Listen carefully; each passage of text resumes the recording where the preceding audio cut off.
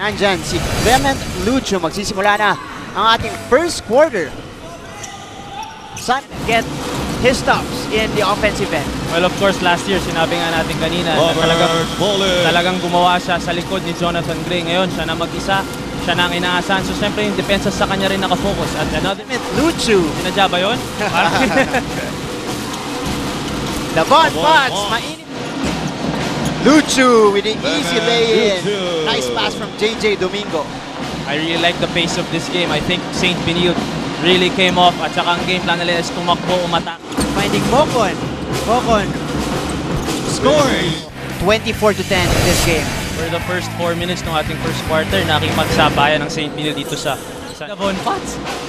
Hindi siya nabawi doon, pero Donald Tangwa makes his presence felt. Lions.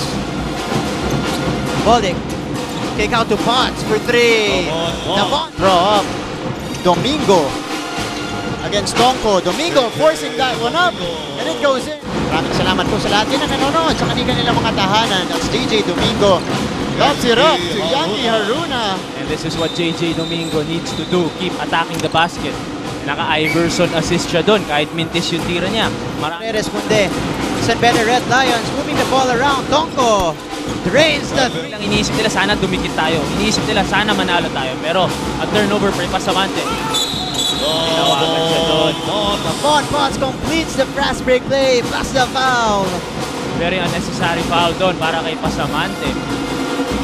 Mukhang hindi naman na niya mahahabol doon si Davon Potts. Pero last shot, Domingo. Ganap ng kakampi. Ooh! Yangi Haruna! Of course, si Marcy Arellano na player also dati ng college basketball. Kain daw tayo sa bago niyang restaurant. Goes inside to Moko, nice fake.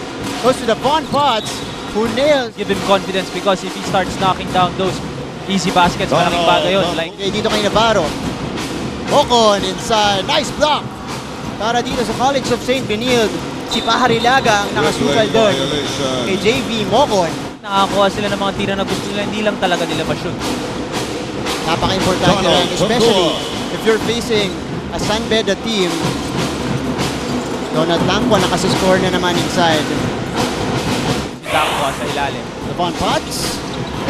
Another 3 for Davon Potts. He continues to stay hot. Itong si Davon Potts. Papasok na minutes to go. 4:30 to go. 19 na. Possibly 22. Dahil dito kay JJ Domingo. Kick out to Carlo Young for a 3. Carlo Young makes his second 3-pointer of this game. Yan ang sinasabi natin. Kahit malas ka, tumira ka lang ng tumira. That's your job.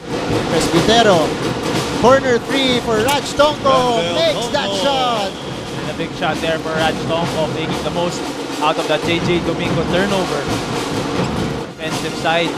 Ang masakit dito, there are times that they shoot themselves on the foot pa. Raj Tonko yung umiinit na dito. Yeah, pero nagsimula na ang ating fourth quarter. San Beda right now leading. Gives it to Lucio. Another move for Clement Lucio. And this time, he knocks it down. Finally, nakapuntos dito si Lucio and the foul.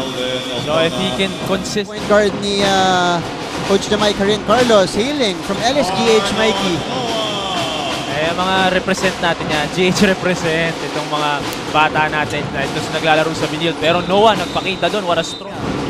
Matakbo ang St. Benilde, Carlo Young, quick free. Carlo Young. Swish for Carlo Young. Ito yung sinasabi natin na kahit malaki na ang lamang, lumaban pa rin kayo ng lumaban. Ito si Carlo Young, kahit sabihin mong hindi sila... Ano, to 14 points rather. 68-54, Robert Pollock. One stop the ball there. Para sa St. Benilde, pero ito lakas ang tres doon ni JV Mocon. Davon Potts, titira. Edward Dixon right there. Balik tayo sa kabila. Soberano for 3. And the fast break. By 27 big points, 90-63 para dito sa San Beda Red Lions. Samantalang itong CSP Blazers continues their struggle. To watch the latest game highlights, subscribe to ABS-CBN Sports in Action YouTube channel.